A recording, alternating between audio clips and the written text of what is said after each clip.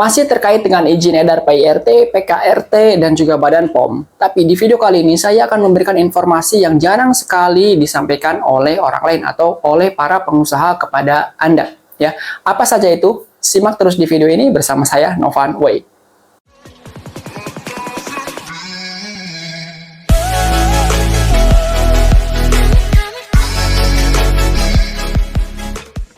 Ada 3 hal yang akan saya jelaskan di video kali ini. Jadi jangan di skip video ini, simak terus sampai video ini selesai. Oke, langsung saja yang pertama adalah kita lihat di papan tulis di sini di whiteboard. Ya, yang pertama adalah terkait dengan izin edar PIRT, PKRT, dan Badan POM. Ya, selalu ada pertanyaan dari teman-teman semua, dari Anda semua. Boleh tidak sih jualan itu tanpa izin edar? Itu pertanyaan pertama. Ya, oke. Saya kira ini akan sangat menarik nanti jawaban dan elaborasi penjelasannya. Oke. Yang kedua adalah bagaimana caranya? Ya, jika pertanyaan pertama jawabannya adalah boleh, tapi bagaimana caranya? Ya kan? Kemudian pertanyaan yang ketiga adalah apa konsekuensinya jika kita melakukan cara yang kedua? Nah, jawaban dari pertanyaan ini tentu harus disampaikan oleh orang yang sudah pernah mengalaminya ya. Tidak bisa disampaikan oleh orang-orang yang belum pernah melakukan ini. Ya, so karena saya sudah 10 tahun lebih di dunia kosmetik dan herbal, makanya saya tahu sedikit seluk-beluk tentang bagaimana sih untuk menjawab pertanyaan pertama. Boleh tidak jualan tanpa izin edar? Boleh tidak? Ya jawabannya tentu boleh. Ya, yang kemarin saja di video sebelumnya kan saya sampaikan ada beberapa produk-produk yang sebetulnya itu tidak perlu didaftarkan. Ya, misalkan adalah produk yang tanpa kemasan dan tanpa diolah. Ya, tanpa kemasan dan tanpa diolah. Contohnya apa? Sayur-sayuran yang segar, ikan segar dan lain-lain itu nggak perlu. Ya, atau misalkan jamu gendong. Jamu gendong perlu didaftarkan nggak izinnya? Ya nggak perlu. Kenapa? Karena itu nggak ada dikemas ya, langsung dituang di gelas kemudian dijual kepada siapa? Pembelinya oleh si mbok jamunya itu. Ya itu kan tidak perlu mendapatkan izin edar dan izin edar Badan POM atau PIRT. Langsung saja dijual. Betul ya? Jadi pertanyaan pertama, boleh tidak jualan tanpa izin edar? Jawabannya adalah boleh. Tapi ya akan ada pertanyaan lanjutan di sini. Pertanyaan selanjutnya adalah boleh tidak jualan tanpa izin edar? Tapi produknya itu sudah dikemas. Ya, sudah dikemas sedemikian rupa dan ini harusnya ini dijual dengan izin edar. Tapi boleh tidak dijual tanpa izin edar? Artinya kita ngakalin, boleh nggak ngakalin? Kurang lebih begitu ya. Ya jawabannya adalah, kalau menurut saya pribadi, ya silahkan saja, sah-sah saja. Ya. Tapi tujuannya harus jelas. Ya misalkan tujuannya begini, ada beberapa produk yang memang itu tidak perlu mendapatkan izin edar terlebih dahulu. Misalkan, ya itu adalah untuk produk yang tujuannya adalah untuk market testing, test market. Ya.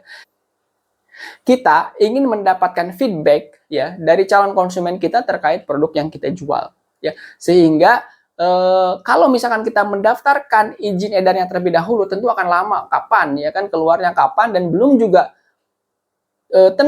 tentu juga gitu kan produknya itu akan diminati oleh konsumen kita. Makanya dalam aktivitas ini itu ada yang namanya market testing atau test market ya, atau uji pasar. Itu sebetulnya boleh-boleh saja ya. Boleh-boleh saja kita mengedarkan produk ya kan tanpa izin edar. Tapi di situ ada tulisannya untuk kalangan terbatas dan memang itu tidak diperjualbelikan ya. Tidak diperjualbelikan secara umum. Tapi kalau untuk balik modal saya kira no problem lah ya. Misalkan kita buat jamu begitu ya, buat jamu kemudian dikemas ya. Atau makanan kemudian dikemas sedemikian rupa kemudian kita edarkan kepada tetangga-tetangga kita, misalkan RT pertama adalah RT kita, yang kedua adalah RT di sekelilingnya begitu ya, itu boleh-boleh saja silakan. Tapi yang jelas tujuannya adalah untuk market testing ya. Itu yang sudah dulu pernah saya lakukan, yaitu sah-sah saja, silakan saja. Atau untuk kegiatan market testing yang sebetulnya ya kalau misalkan volumenya, kuantitasnya itu masih sedikit, itu Badan POM atau Dinas Kesehatan sebetulnya akan memaklumi itu. Tapi jangan, ya syaratnya adalah jangan dijual di platform online. Ya jangan dijual di platform online. Kalau dijual di platform online, itu sudah pasti itu dijual untuk umum. Meskipun Anda mencantumkan di kemasannya itu untuk kalangan terbatas, tapi kemudian dijual di tempat umum seperti itu nggak boleh. Ya apalagi tiba-tiba nanti penjualannya adalah ribuan ya, puluhan ribu, wah itu sudah pasti nanti akan kena siber dari Badan POM nanti ya. nanti akan ditanyakan, diinspeksi ini kenapa kok izinnya nggak ada dan lain-lain, itu akan merugikan kita. Kenapa merugikan kita? Ya tentu merugikan kita. Yang pertama kita di situ ada pelanggaran regulasi, yang kedua adalah merek kita sudah dikenal orang. Tapi kemudian merek yang dikenal orang itu harus kita hapus, kan harus kita recall barangnya, nggak boleh beredar. Oke, begitu ya. Jadi silahkan dicantumkan di situ untuk kalangan terbatas dan tujuannya untuk apa? Tujuannya sekali lagi adalah untuk market testing, ya itu. Nah, bagaimana caranya? Nah, tadi sudah saya jelaskan. Ya, caranya adalah kita masuk membuat produk. Ya, misalkan itu produknya nggak usah terlalu banyak, ya.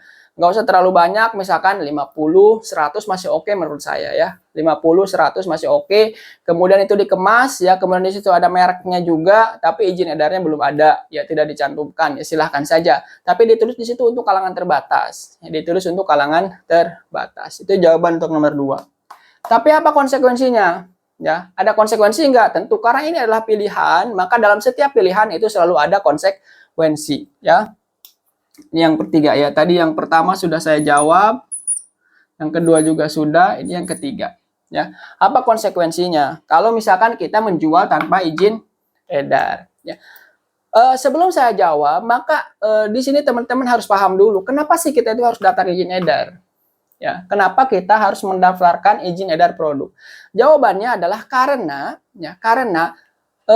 untuk meraih kepercayaan dari para konsumen kita, dari para buyer kita. Ya, kalau misalkan sudah ada izin edar, orang akan percaya, oh ini sudah ada izin edar Badan POM, oh ini sudah ada izin edar dari PIRT, oh ini sudah ada izin edar dari PKRT, dari Kementerian Kesehatan. Itu tandanya produk ini sudah diaminkan lah begitu ya, bahasanya sudah diaminkan oleh lembaga yang punya otoritas bahwa produk ini untuk bisa dijual dan layak dijual. Meskipun ya banyak juga misalkan hal-hal yang seperti tahun lalu yang sudah dirilis oleh Badan POM, tapi kemudian ada saja hal-hal yang kemudian menjadi isu yang sangat besar di Indonesia. Ya kayak yang kasus gagal ginjal itu.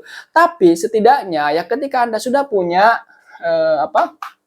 izin edar, setidaknya itu akan lebih memberikan peluang kepada kita untuk bisa memasarkan produk kita lebih luas lagi ya, dibandingkan kalau misalkan kita tidak memiliki izin edar. Karena kalau sudah besar kapasitasnya, orang akan bertanya ini izinnya mana ya kan, izin PIRT atau izin BPOM. Itu pun sama ya, ketika Anda punya izin PIRT nanti orang akan tanya juga ini belum BPOM ya. Nah artinya ada level-level tersendiri di sana ya. Atau misalkan produk Anda sudah besar, kemudian ya sudah seluruh Indonesia tapi izinnya masih PIRT, pasti akan ditanyakan lah gitu, bukan dipertanyakan.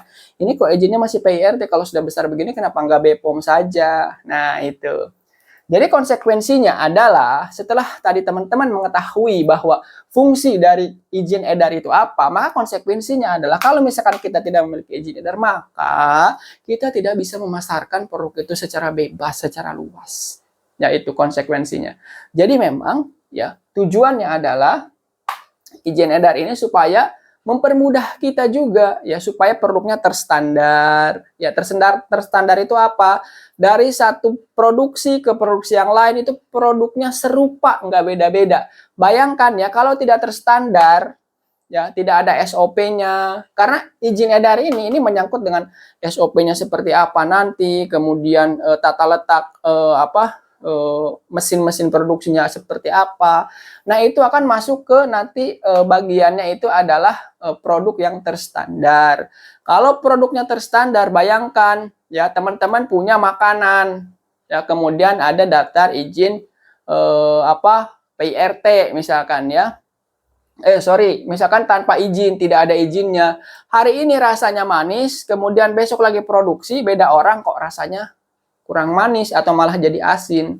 Ya itu kan sesuatu yang akan memberikan dampak yang negatif bagi produk kita. Makanya salah satu untuk mensiasati, memitigasi ya hal-hal tersebut adalah dengan diberikannya izin edar. Supaya apa? Supaya produknya bisa mendapatkan ya kontinuitas dan juga bisa memberikan apa? Memberikan produk yang terstandar.